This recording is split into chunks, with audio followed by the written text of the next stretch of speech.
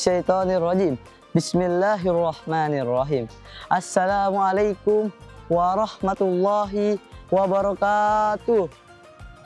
Innal hamdalillahi wa kafa.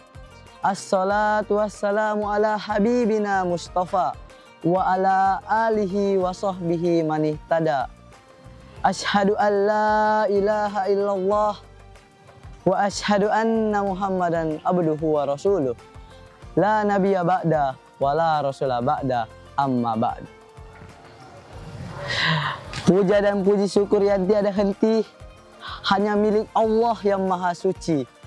Senandung rindu yang tak pernah layu hanya milik Allah yang maha tahu. Segenap sanjung kita tumpuhkan kepada Allah yang maha agung.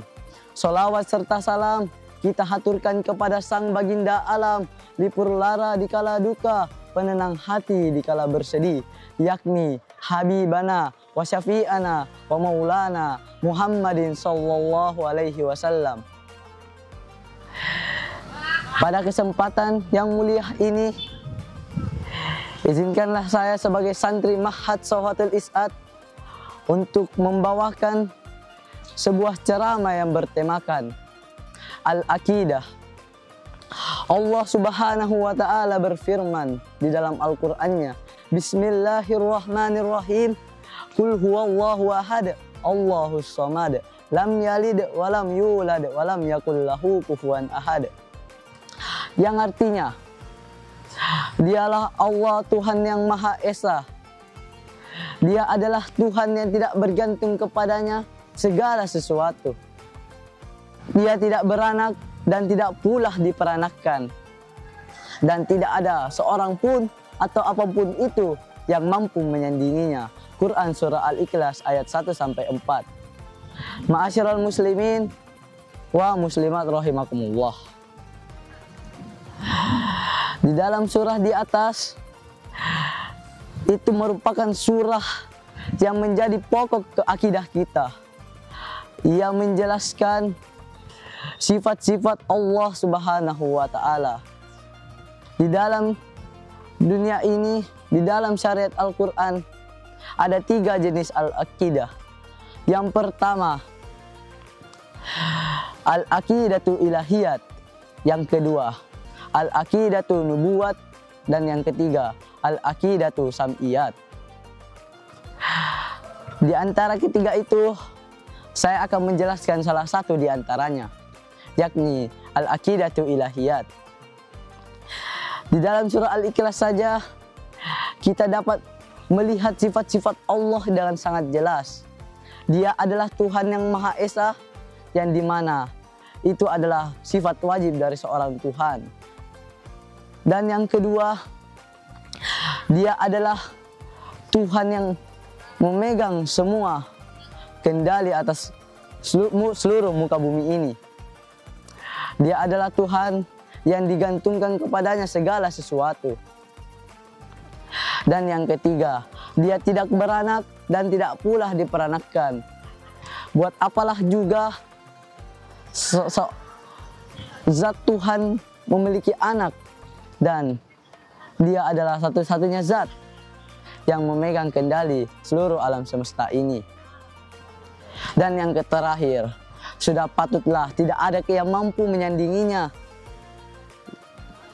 sebagai zatnya, yakni Allah Subhanahu wa ta'ala. Allah Subhanahu wa ta'ala berfirman di dalam Al-Quran yang berbunyi, Bismillahirrahmanirrahim. Wa qalu ittakhazallahu walada subhana ballahu ma fis samawati wal ard kullu lahu qanitun. Yang artinya, orang-orang kafir berkata, Tuhan Allah memiliki anak. Maha suci Allah, apa yang ada di langit dan di bumi ini adalah kepunyaan dan semuanya tunduk kepada Allah Subhanahu wa ta'ala. Quran Surah Al-Baqarah ayat 116. Pada zaman Nabiullah Muhammad sallallahu alaihi wasallam, orang-orang kafir sering mencela Nabi Muhammad sallallahu alaihi wasallam bahwa dia adalah anak dari Allah Subhanahu wa ta'ala. Astaghfirullahalazim. Padahal tidak begitu yang dimaksud dalam dua kalimat syahadat, yakni asyhadu an la ilaha illallah wa asyhadu anna muhammadar rasulullah.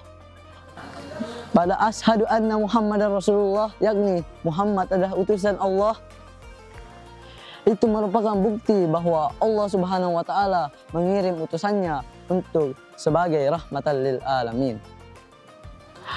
Allah Subhanahu wa taala juga sebagai pemerintah di dalam Islam ini. Allah Subhanahu wa taala memerintahkan kita sholat. Allah Subhanahu wa taala memerintahkan kita zakat. Hanya Allah Subhanahu wa taala yang mampu memerintahkan kita seperti itu, bukanlah nabi, bukanlah malaikat, bukanlah ustadz, bukanlah seorang yang beribawa. Allah Subhanahu wa taala berfirman, wa aqimus sholata wa itauz zakata warka'u ma'ar raki'in. Dan tunaikanlah sholat, tunaikanlah zakat, dan rukuklah bersama orang-orang yang rukuk. Allah Subhanahu wa taala berfirman lagi, wa ma khalaqatul jinna wal insa illa liya'budun. Dan aku tidak menciptakan jin dan manusia melainkan beribadah kepadaku. Quran Surah Az-Zariyat ayat 56. Apakah sudah jelas bahwa al-aqidatu ilahiyat membahas bahwa Allah Subhanahu wa taala adalah Tuhan yang pantas, bukan lagi pantas, sudah harus kita sembah. Sudah jelas, sudah terbukti di dalam Al-Qur'annya. Sebagai kesimpulan, di bulan Ramadan ini, marilah kita tingkatkan kualitas keimanan dan meningkatkan akidah kita. Dari tiga jenis akidah, yakni al-aqidatu ilahiyat, al-aqidatu nubuwat, dan al-aqidatu sam'iyat. Cukup al-aqidatu ilahiyat saja sudah menggentarkan hati kita untuk beribadah kepadanya. Mungkin ini saja yang bisa saya sampaikan. Mohon maaf apabila ada kekurangan, itu berasal dari diri saya pribadi karena saya masih seorang pelajar. Dan kebenarannya itu semuanya datang dari Allah Subhanahu wa taala. Wabillahi taufik wal hidayah. Assalamualaikum warahmatullahi wabarakatuh.